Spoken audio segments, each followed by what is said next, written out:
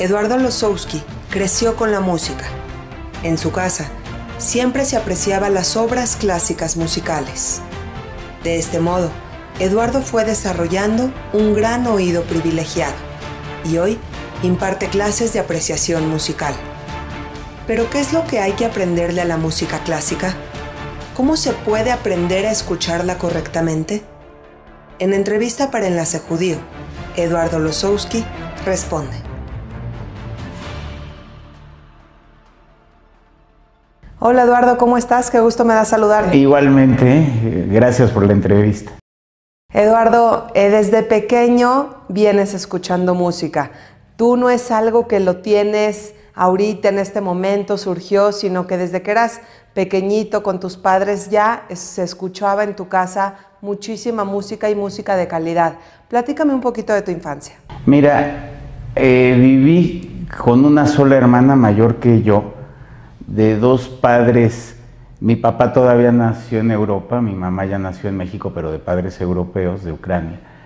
Y tuve la enorme suerte, yo diría que la mejor herencia que tuve de ellos fue precisamente este amor a la cultura en general, pero en especial a la música. Ellos tenían, y creo que fue muy saludable en nuestro caso, la costumbre de dejarnos participar de muy niños en conversaciones de adultos, de política de aquellos tiempos, pues prácticamente de todo. No había temas de niños y temas de adultos. Y entonces ellos hablaban tanto de música. Yo recuerdo en mi casa no se admiraba a la gente rica o a la gente o a grandes deportistas, se admiraba por sobre todo a los grandes músicos. No era una casa religiosa para nada, y lo único que recuerdo como de efigies era un busto de Bach y una lámpara de Beethoven. Entonces, pero aparte, había una buena colección de discos. En esa época eran long plays, de dos lados, con agujas se rayaban los discos entonces. Pero mi papá tenía una gran colección de violín, los conciertos más conocidos con diversos intérpretes. Y yo recuerdo que oía las pláticas de mi papá con sus amigos diciendo por qué les gustaba una interpretación u otra. Y mi papá además practicaba el violín. Nunca se dedicó profesionalmente a eso. Yo llegué a oírle un solo concierto en el Conservatorio Nacional de Música. No lo disfruté mucho, la verdad, porque desafinó un poco. Y claro, yo ya tenía como la comparación con los profesionales, pero para ser amateur, porque el violín es un instrumento muy difícil. Algún mediocre estudiante en el piano puede dar una tonadita, el violín es mucho más complicado. Cada uno tiene sus complejidades y sus ligerezas, digamos. El violín es en una sola línea y en cambio en el piano son dos melodías al mismo tiempo, que también es otro, o igual, y en el órgano mucho más. Bueno, pero yo descubrí desde muy niño la importancia del sonido y del ruido y del sentido de la audición, que en mi caso, y no sé si tuvo que ver, el que mi papá ensayaba muy tarde el violín, y es un sonido muy agudo, y yo sufría por ese sonido, me lastimaba. Hasta la fecha soy un maniático, lo puedo decir quizá exagerado, contra el ruido. No soporto el ruido, es lo que más me puede alterar. Entonces yo creo que por el sonido, a diferencia del ruido, pues digamos que el sonido es del lado positivo y ruido del lado negativo, pero de lo mejor y de lo peor de nuestras capacidades sensibles son por el oído. Inclusive, y a lo mejor es aventurado, pero yo creo que el sonido y por lo tanto la música es el arte supremo, porque las posibilidades, aunque en el arte pictórico son infinitas, pues diré una tontería, pero son más infinitas en la música. El abecedario, por ejemplo, en literatura tenemos 28 letras, digamos. ¿Cuántos diferentes sonidos y combinaciones puede haber? Son infinitos. Ahora, yo de niño en esa época, nunca, además no tenía permiso, me iba a poner a oír un disco de música clásica, hasta que un día recuerdo que llegué de ver de ir a ver a mi amigo Leopoldo Cram, que en paz descanse, un muy querido amigo. Y llegué como a las 12, había ido a dormir a su casa. Y no estaban mis papás. Y casi como travesura, porque yo decía que no me gustaba esa música. Lo primero que me gustó fue Los Rebeldes del Rock, el rock en español, César Costa, Enrique Guzmán, todo eso, era de esa época. Pero como que aguantándome un poquito mi orgullo y a escondidas me puse a oír, me acuerdo, la Gran Polonesa de Chopin, y en otra ocasión lo que yo llamaría que era casi el himno de nuestra casa, que era el concierto en mi de Bach, porque mi papá lo ensayaba muchísimo.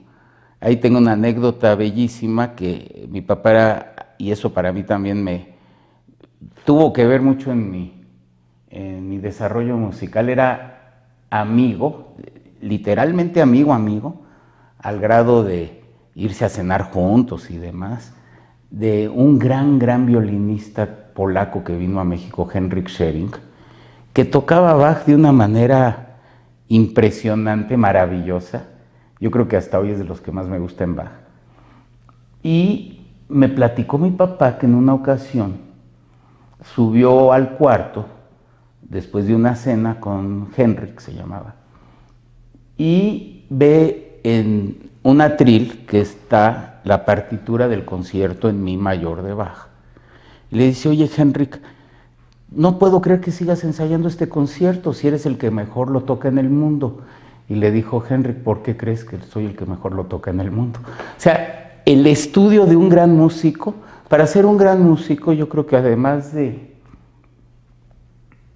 tener un gran talento, hace falta una gran disciplina.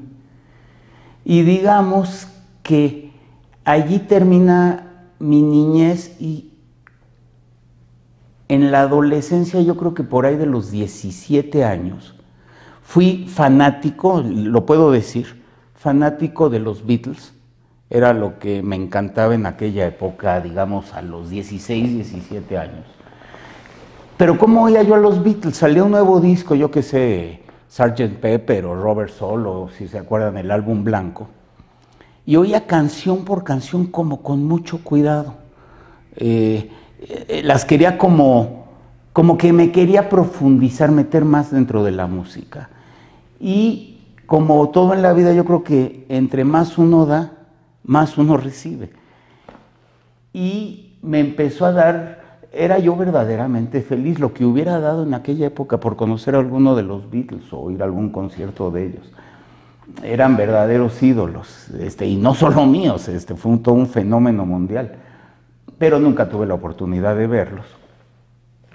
Y se dio la casualidad que había conciertos de la Sinfónica Nacional, eran viernes y domingo, y nuestros papás tuvieron la muy buena idea de muy pequeños, muy jóvenes. Yo inclusive recuerdo mi primer concierto de niño fue el gran violinista ruso David Oistrakh.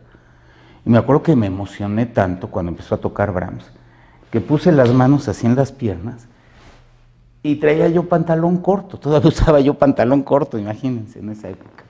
Yo creo que tenía 4 o 5 años y no tenían dónde dejarme, y nos llevaron a ver a uno de los mejores violinistas del mundo.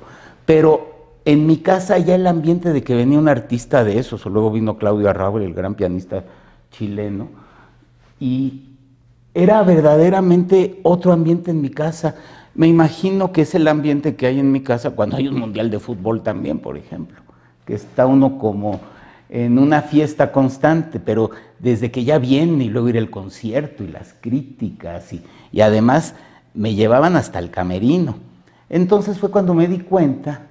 Bueno, para eso, por alguna situación, nos regalaron un álbum con todas las sinfonías de Beethoven, pues yo conocía la quinta y nada más. Digo, ¿quién no conocía el ta-ta-ta-tan? Bueno, pero dije, voy a empezar a oírlas y decidí así, ¿por qué? No lo sé.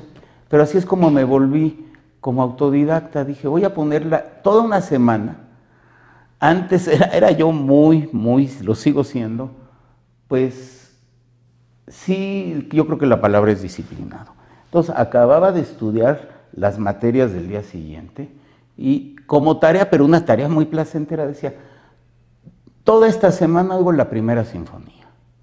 Luego toda la segunda semana, la segunda sí durante 9 semanas. Y fue una experiencia maravillosa, cada una me iba gustando más que la otra. Bueno, ¿qué les digo? Cuando llegué al último movimiento de la novena, digo, ha habido varios momentos como que son parteaguas en mi historia musical. Y esa fue la primera vez que oí ese, no sé cómo decirlo, ese torbellino con el que empieza el cuarto movimiento de la novena de Beethoven. Era, por cierto, con el gran director Bruno Walter. Entonces, ese fue otro momento. Y después dije, ya después de las sinfonías de Beethoven, me fui a los conciertos para piano de Beethoven con un gran violinista, director que hizo grande la orquesta de Cleveland, George Szell, judío húngaro, huido pues de la Segunda Guerra Mundial, y allí en Estados Unidos se nutrió de grandes directores europeos, y yo creo que es la mejor época de la música estadounidense. E hizo grande a la orquesta de Cleveland, y con él y un pianista que desgraciadamente tuvo un problema de artritis y dejó el piano joven, Leon Fleischer. Con él conocí bellísimos los 5 conciertos para piano de Beethoven. Bueno, tiene más, pero estos son los más conocidos, digamos.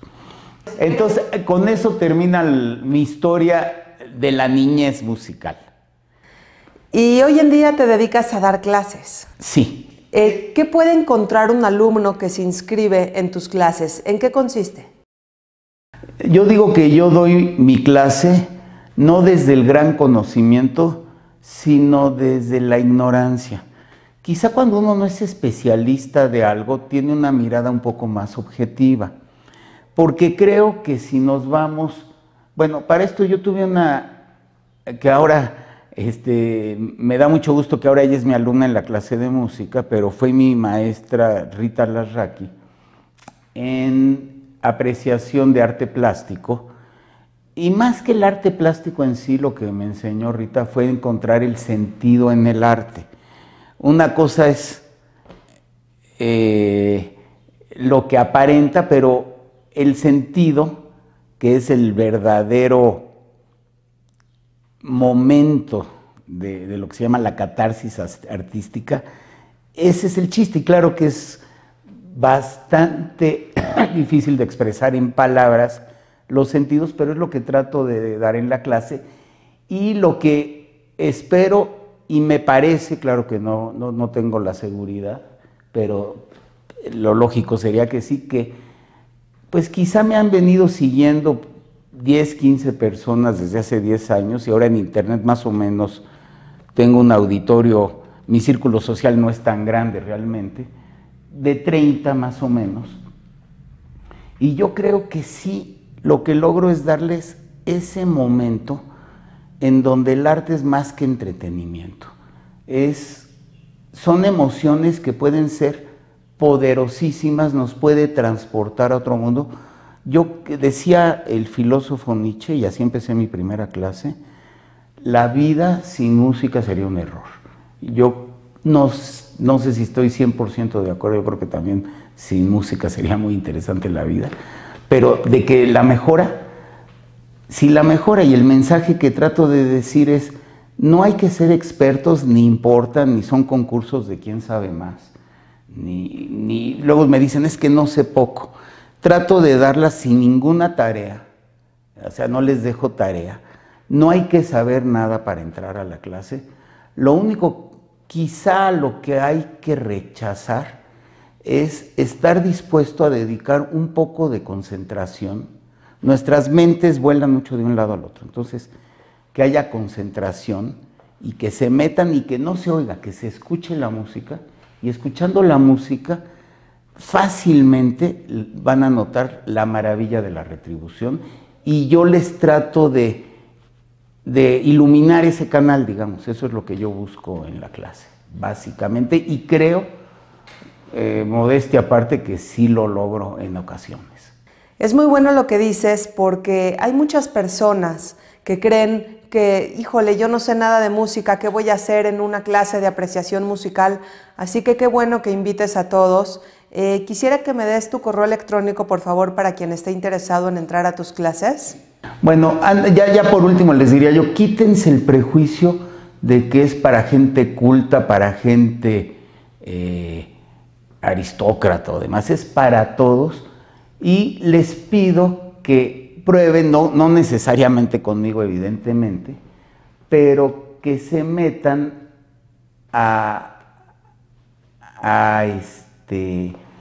tenemos inclusive ya un canal de YouTube que se llama La Emoción de la Música, en donde pueden ver de qué se trata la clase. Básicamente les platico la historia de las obras, mis anécdotas con esa obra, la historia de los intérpretes, del compositor, pongo la música y a base de puro lenguaje corporal doy esa parte de la clase, y creo que inclusive ya sin querer me he vuelto como un mal director, porque casi dirijo la música y es fascinante para mí. Yo diría que sería triste pasar por esta vida sin experimentar la gran emoción de la música. Se perdería la gente de mucho.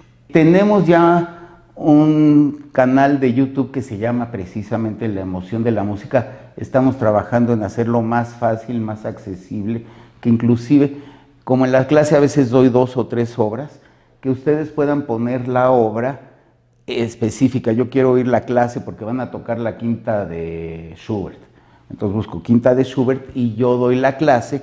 Y sí, inclusive me ha pasado que antes de que venga un concierto importante, doy la clase, y quienes han asistido al concierto, es evidente que lo disfrutan mucho más.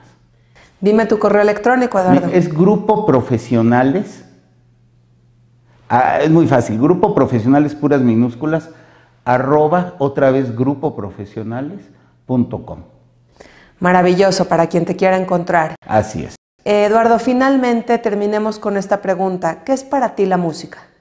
Para mí la música, y te diría más que la música, el arte en general, es como algo que nos distingue de las otras especies animales. Es quizá, junto con la buena medicina, creo yo, los grandes logros de la humanidad.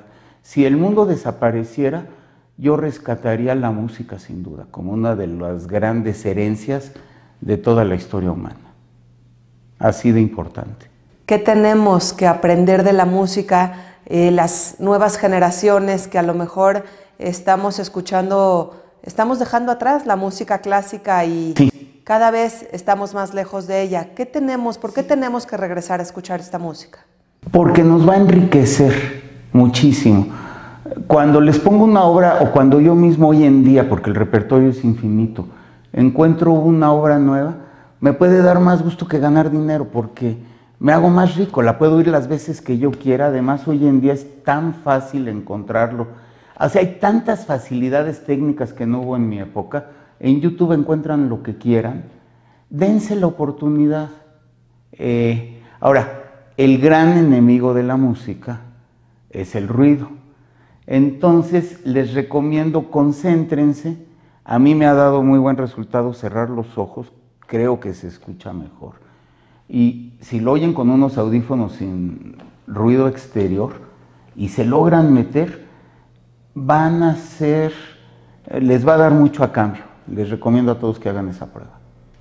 Gracias, Eduardo. Te agradezco muchísimo esta rica plática. Gracias. Y espero que sigas enriqueciendo a través de tus clases a más gente, y que la sigas enseñando a escuchar la música, porque hay muchas formas distintas de escuchar música. Muchísimas gracias a ti, y los felicito por toda su labor en Enlace Judío. Muchísimas gracias. Gracias, Eduardo. Un abrazo. Gracias.